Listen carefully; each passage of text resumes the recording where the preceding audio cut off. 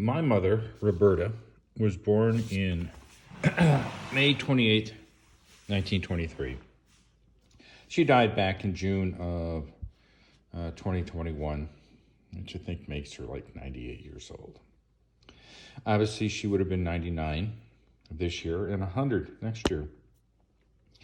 Now, she was a remarkable person. And it doesn't matter what her gender is. She was a remarkable person. I know the politically correct thing. So, she was a remarkable woman. No, she was a remarkable human being. And she would agree with me. One thing I loved about her, among many things, was her smile. It was infectious. It was gorgeous. And even when she was getting older, she still had that very beautiful, distinctive smile. She was one of the brightest people I've ever known.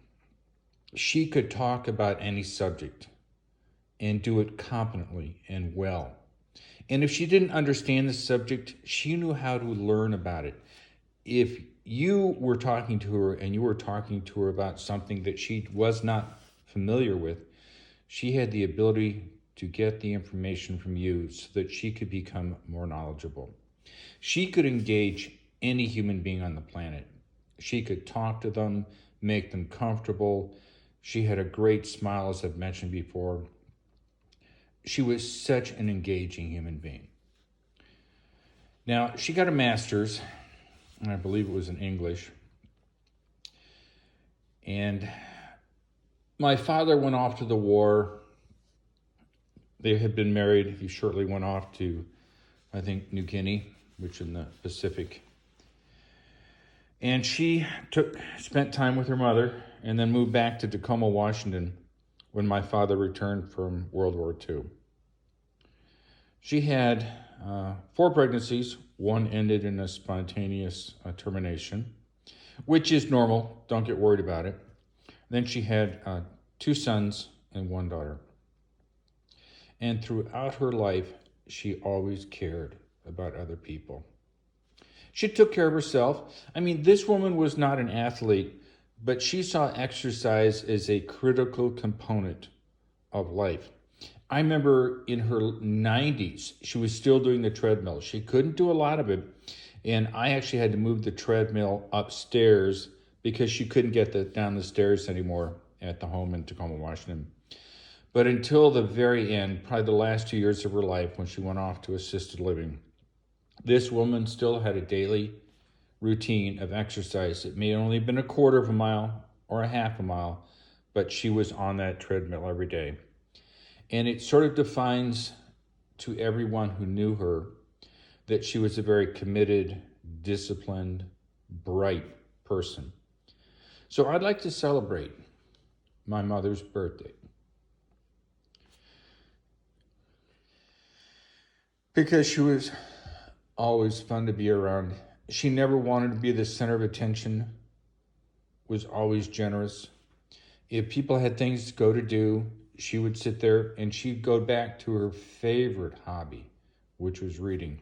This woman was a voracious, unstoppable reader of books. I remember going to the library with her when she wasn't comfortable in driving on her own anymore.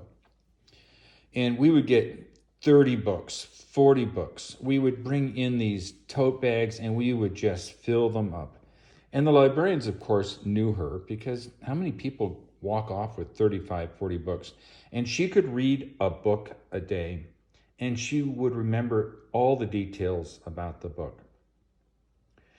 Now, I do remember a story once. She picked me up, I think it was the Portland airport in Portland, Oregon.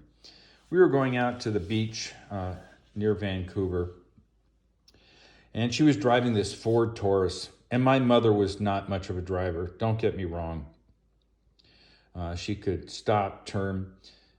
But we went around a corner and it was a little slippery. And I remember her putting this Ford Taurus into a 4-wheel drift. Yes, you heard me right, a 4-wheel drift. Recovered beautifully and then made it very clear we were never to speak of this again. And we didn't. But boy, do I laugh every time I think about it. She was such a disciplined person that she would plan out her errands much like a UPS truck where she only did right-hand turns. And she would always make the furthest errand, the first errand, so the car would warm up, so it'd get better mileage. That's the kind of person she was. Kind, generous, warm. She was also incredibly hard of hearing, probably the last decade of her life. So we got her one of those little medallions that you put around your neck with the button. And my mother would sit there in the living room reading books and eating vegetables. Oh my God, always eating vegetables, but she would not have her hearing aids in. So she would be reading and she would accidentally trigger this emergency medallion, which was connected with the phone system, which then brought the Tacoma Fire Department down to her off of 6th Avenue in Tacoma, if you're familiar with the area. And she did it so often that we left the door unlocked, her front door. It was a great neighborhood. It wasn't the kind of place where you had to worry about a front door being unlocked. And these firemen would show up knowing what was going on, that my mother had inadvertently pressed the emergency button on her pendant, and she wouldn't have her hearing aids in. It didn't matter much anyway whether she had her hearing aids in or not.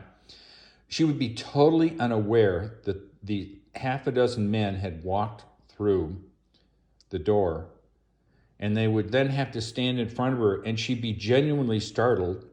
But after a while, she sort of got used to the idea that, oh, I've set off my medallion, my pendant. I'm sorry, everything's fine. She'd slip in her hearing aids. Like I said, didn't make much of a difference.